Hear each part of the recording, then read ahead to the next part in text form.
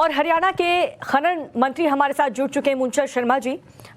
Sir, इस घटना को देखते हुए आप क्या कहेंगे? डीएसपी पर गाड़ियां कुचल दी हैं, माफियाओं के हौसले इस कदर बुलंद है वहां पर। बिल्कुल दुखद घटना है। बड़े अधिकारी को अपनी जान गंवानी पड़ी। और ये इलाका जो मेवात जो का इलाका है, काबुल का इलाका है, यहाँ सारी माइनिंग बंद है। और यहाँ अवैध माइनिंग कोई चोरी छपके प्रशासन करता है तो पुलिस उस पर कार्रवाई करती है और हमेशा करती आई है। और ये माइनिंग क्या है कि ये माइनिंग भी इधर कभी ये वैसे सुप्रीम कोर्ट से बंद है। और जो भी इनमें दोषी हैं जो इस तरह के हैं और इस पे सरकार अपने संज्ञान ले रही है, इसे कार्रवाई कर रहे हैं कि एक डीएसपी की जान गंवानी पड़ी और डीएसपी को जो ट्रक के साथ जो करा उन्होंने, इन खिलाफ कार्रवाई करेंगे। लेकिन सर, आप कह रहे हैं कि वहां पर इस तरीके के काम अभी नहीं होते, लेकिन जांच पड़ताल में तो यही निकल के सामने आया है कि इलीगल माइनिंग वहां पर हो रही थी और इसीलिए टीम वहां पहुंची थी जांच करने के लिए, जहां पर माफिया उल्टा डीएसपी पर ही अटैक कर रहे हैं। लेकिन अभी इस पूरी घटना को लेकर के आपके पास क्या इन्फॉर्मेशन पहुंची है सर? आपके मंत्रालय? हाँ बिल्कुल, जो इलाका जो मेवात का इलाका, जो ताबरू का इलाका है, जहाँ इस तरह की घटना घटी है, यहाँ पे चोरी छिपे के लोग करते हैं। और जब पुलिस को जब जानकारी मिलती है, पुलिस प्रशासन यहाँ जाने के मुकदमे एफआईआर दर्ज करता है, इनके ट्रकों को उठा के सीज करते हैं। मैं ये नहीं कहता ये नहीं करते, सब इन पर कार्रवाई प्रशासन करता रहता है। जब डीएसपी ने इसको पकड़ा आ जाए तो डीएसपी को कोई ट्रक चढ़ा दिया। सर, कौन है ये माफिया? इस बारे में कोई जानकारी मिल पाई क्या? ये इस तरह के वो लोग हैं जो वहाँ पे जो लोग हैं, इस तरह की भी जानकारी जुटा रहे हैं। कौन सा गांव है, कहाँ के रहने वाले हैं, कौन लोग हैं, कौन इनके तो सारी चीज इसकी इंक्वायरी पर लगे हुए हैं। जल्दी इसको गिरफ्तार करेंगे। चलिए ठीक है, शुक्रिया आपका मूलचंद शर्मा जी इस जानकारी के लिए। तो मनोज हमारे सहयोगी हमारे साथ में जुड़े हुए और विक्रम सिंह पूर्व डीजीपी इस वक्त हमारे साथ में जुड़ चुके हैं। विक्रम सर, खुलेआम खनन माफिया का खेल वहां पर चल रहा था। वरिष्ठ अधिकारी वहां पर जाते हैं दल बल के साथ और खनन माफिया इतनी बेखौफ कि डंपर डीएसपी पर चढ़ा के वहां से भाग खड़े होते हैं, कोई गिरफ्तार नहीं हो पाता। इस पूरे मामले को आप कैसे देखेंगे? जितना सदमा और शॉक आपको लगा है उतना ही मुझको भी लगा है।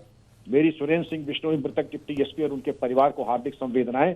और मैं तो ये कहूंगा कि जो आतताई हैं उनके ऊपर धारा 147, 148, 149, 307, 302, 201 आईपीसी कार्रवाई तो हो ही, रासुका की कार्रवाई हो और कम से कम आजीवन कारावास की व्यवस्था हो, हथियार जब्त हो जाए, चल अचल संपत्ति कुर्क हो जाए। और जो भी साहब कह रहे थे, इनका जो मूक सहयोग और समर्थन और जो बराबरी के हिस्सेदार अन्य जो भ्रष्ट पुलिस और प्रशासन तंत्र है, वो भी इसी अपराध में पंजीकृत हो। धारा 120B आईपीसी क्रिमिनल कॉन्स्पिरेसी के अंतर्गत उनको भी मुलजिम बना के जेल भेजें और सेवा से बर्खास्त करें। ये हो नहीं सकता कि स्थानीय राजनेताओं, स्थानीय पुलिस, स्थानीय प्रशासन की मिली भगत के, जब कहता हूं कि बराबर के हिस्सेदार थे तो उनकी भी जवाबदेही है, उनको भी जेल भेजे, कार्रवाई करें। ये बातों से खुश करने का समय समाप्त हो गया। एक डिप्टी एसपी जिसका कि रिटायरमेंट होने वाला था, उसकी हत्या हुई है। एक कांस्टेबल की हत्या जब करता है आदमी तो आदमी सोचता कि मेरा जीवन समाप्त हो जाएगा। डिप्टी एसपी की हत्या का मतलब मनोबल आसमान पे। मनोबल आसमान पे किसने किया?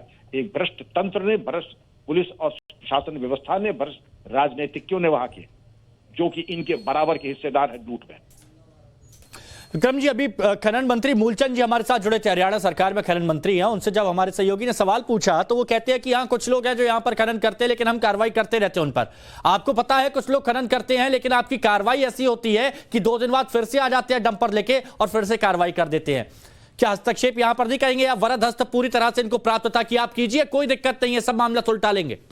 हाँ बिल्कुल। तो उसमें अप्रत्याशित क्या है? उधर कहो जागते रहो और चोर से कहो कि ये घर खाली, यहाँ जाके डकैती डाल दो। अगर आप वाकई गंभीर होते तो ऐसी कार्रवाई करते कि 20 साल तक की छुट्टी हो जाती और दोबारा आदमी दुस्साहस न करता। जाहिर है कि जो हंटर की चोट होनी चाहिए कि दोबारा आदमी दुस्साहस न करे, वो कार्रवाई न हुई है। और आज भी मैं कह दूं, जैसे हालात दिख रहे हैं, मुझे लगता है कि मुझे कोई बहुत ज्यादा आशा नहीं। भगवान करे मैं गलत हूं। इस हत्या के बाद, इतनी भारी बलिदान देने के बाद, कम से कम अब तो कुछ हया और शर्म रहेगी तो ऐसी कार्रवाई कर देंगे जो कि इतिहास है। कुछ तो प्रायश्चित कर लें अपने पाप का। सर, मैं आपसे यह जानना चाहता हूं, क्योंकि आप वरिष्ठ अधिकारी रहे हैं, कई बार ऐसा होता है कि अपराधियों को संरक्षण रहता है नेताओं का, लेकिन यहां पर पिसते हैं तो पुलिसकर्मी, यहां पर पिसते हैं तो पुलिस के जवान। ऐसे में वो क्या सोचते होंगे कि हम अपनी जान जोखिम में डालकर अपराधियों पर शिकंजा कसते हैं, लेकिन ऊपर देखिए नेताओं की खुली छूट रहती है, उन्हें खुलेआम यहां पर डंपर चलते और पुलिस वालों को कुचल देते हैं। आप सही कह रहे हैं, और ऐसे राजनेताओं को भी जेल जाना चाहिए। मैंने धारा 120 भी इसीलिए बनाया, और मैंने जो किया है, जिन राजनेताओं का नाम विवेचना में आता है कि जो उसकी संलिप्तता है, वरद हस्त है, प्रोटेक्शन है, वो भी जेल जाए, वो भी जेल में रहें। और अगर 7 साल से ज्यादा की सजा होती तो राजनीतिक कैरियर भी खत्म हो जाना चाहिए ऐसे भ्रष्ट राजनेताओं का। क्या सर वाकई बहुत मुश्किल होता है खनन माफियाओं पर काबू पाना? मुश्किल तो होता है, लेकिन असंभव नहीं है। हमारे पास जो कानून है, मकोका, यूपी गैंगस्टर्स एक्ट, रासुका, ये इसीलिए बने हैं कि जिसकी जैसा हो देवता वैसा हो पूजन। इस तरीके के माफियाओं के ऊपर ऐसे ही कानून बने कि 20 साल की छुट्टी, चल अचल संपत्ति कुर्क, लेकिन अगर इच्छा शक्ति है तो